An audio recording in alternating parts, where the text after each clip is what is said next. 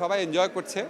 তো আমার কাছে মনে হয়েছে যে এই যে পিসফুল একটা সম্পর্ক, একটা কোঅপারেটিভ সম্পর্ক সরকার এবং বিরোধী দলের মধ্যে সামান্য সময় দেখে যেটা ফিল করতে পারছি, এটা যেন অব্যাহত থাকে আশা করব।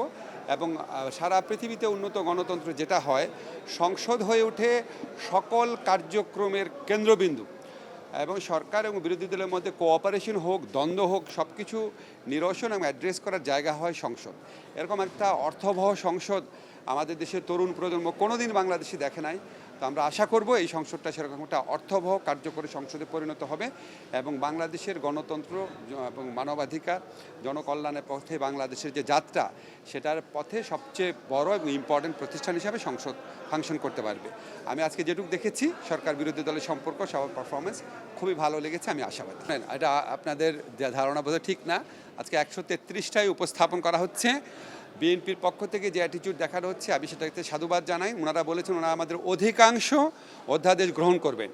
কিছু অধ্যাদেশের ক্ষেত্রে হয়তো কিছু পরিবর্তন আনবেন সরকার বিরোধী দলের সাথে আলোচনা করার মাধ্যমে।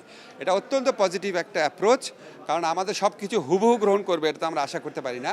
তবে আমাদের শুধু প্রত্যাশা থাকবে আমাদের যে গুরুত্বপূর্ণ যে অধ্যাদেশগুলো রয়েছে, যেমন ধরেন সুপ্রিম কোর্ট সেক্রেটারিয়েট অধ্যাদেশ, মানবাধিকার কমিশন অধ্যাদেশ, গুম অধ্যাদেশ, যেগুলি প্রণয়নের সাথে আমাদের আইন মন্ত্রণালয়ের একটা বড় টিমের সাথে আমি নিজে পার্সোনালি প্রচণ্ড ইনভলভ ছিলাম, সেজন্য খুব ইমোশনাল ফিল করি। এই গুরুত্বপূর্ণ যে অধ্যাদেশগুলো আছে, এটা বাংলাদেশে মানবাধিকার প্রতিষ্ঠার ক্ষেত্রে, মানবাধিকার লঙ্ঘন রোধ করার ক্ষেত্রে বিরাট ভূমিকা রাখতে পারে।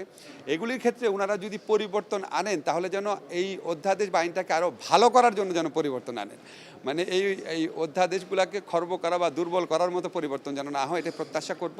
আমি এখন পর্যন্ত সরকারি দলের পক্ষ থেকে যেই অ্যাটিটিউডটা দেখিয়েছি আমাদের অর্ডিন্যান্সগুলোর প্রতি, আমি আশাবাদী এবং আমি ওনাদেরকে ধন্যবাদ জানাই। আশা করব আমরা আগামী যে 30 দিন আছে, 30 দিনের মধ্যে গুরুত্বপূর্ণ অধ্যাদেশগুলো এবং গ্রহণ করা হবে। আপনাকে একটা জিনিস জানিয়ে রাখি, 133টার মধ্যে 14-15টা আছে আপনার নাম পরিবর্তন সংক্রান্ত শুধু। তারপরে কিছু আছে আপনার রুটিন ফাংশনকে রেগুলারাইজ করার মতো, খুবই গুরুত্বপূর্ণ বা আলোচিত হতে পারে এবং সংসদের বেশ টাইম লাগবে চিন্তা ভাবনা করতে।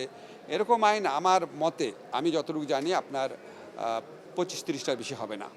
কাজে আমাদের খুব অল্প সময় আছে, এই আইনগুলো পাশ করা যাবে নাকি এটা আমি মনে করি এটা হয়তো ঠিক না। কারণ সত্যিকার অর্থে আলোচনা দরকার হবে, মানে খুবই ডিপ ডাউন আলোচনা দরকার হবে হয়তো 10টার ক্ষেত্রে, আর 25-30টার ক্ষেত্রে হয়তো কিছুটা আলোচনা প্রয়োজন হবে। বাকিগুলা আমার মনে হয় না কোনো সময় ক্ষেপণের প্রয়োজন হবে।